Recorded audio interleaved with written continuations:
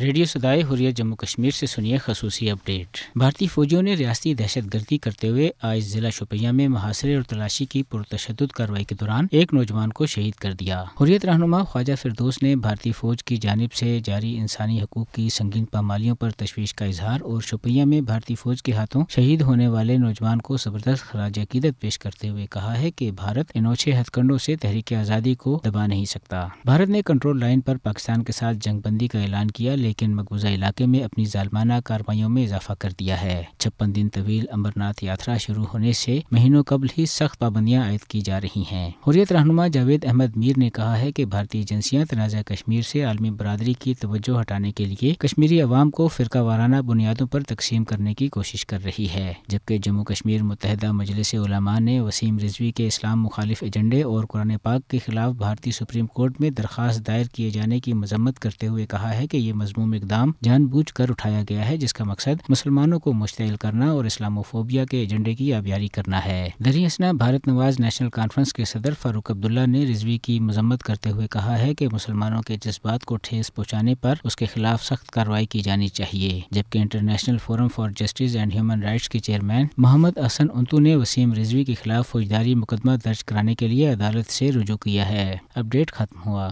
اگرچہ بھارت کی سطح پر شعائر اسلام کی توہین کوئی غیر متوقع بات نہیں ہے، تاہم بی جے پی اور RSS کے مہرے وسیم رضوی کی طرف سے قرآن مجید کی 26 آیتوں کو اضافی اور متنازع قرار دے کر ان کی تخفیف کے لیے بھارتی سپریم کورٹ میں درخواست جمع کرانا دنیا بھر کے مسلمانوں کے لیے دل آزاری اور اشتعال کے تمام سامان فراہم کرتی ہے۔ قرآن اس قدر مکمل آسمانی صحیفہ ہے کہ کوئی اس کے زیر زبر کو چیلنج نہیں کر سکتا۔ ڈاکٹر ولیم کیمبل سے لے کر ڈینیلا لوڈوکا تک بہت سے لوگوں نے اس کتاب میں غلطیاں تلاش کرنے کی کوششیں کی تھیں، مگر پھر الٹا اس کی حقانیت کے آگے زیر ہو گئے۔ وسیم رضوی ملعون کوئی عالم اور مذہبیات کا ماہر تو دور، عام سا فہم رکھنے والا انسان بھی نہیں ہے۔ اپنے گلے میں ڈلے پٹے کو سونے کی زنجیر سمجھنے والا یہ مردود اگر اپنی سوچ و نظر رکھتا تو اسے اسی مودی کی ناک کے نیچے گجرات و دہلی میں اپنے ہی گھروں میں جلتے مسلمان دکھتے، بابری مسجد یاد آتی، وہ سینکڑوں لوگ نظر آتے جنہیں حالیہ برسوں میں ہندو جنونیوں نے سر عام اور دن دہاڑے ہجومی تشدد کا نشانہ بنا کر قتل کر ڈالا۔ اگر یہ ملعون مسلمانوں کے کسی بھی حلقے یا طبقے سے تعلق رکھتا تو اسے بی جے پی حکومت کے CAA جیسے اقلیت کش قوانین کی تلواروں کی دھار اپنی گردن پر محسوس ہوتی۔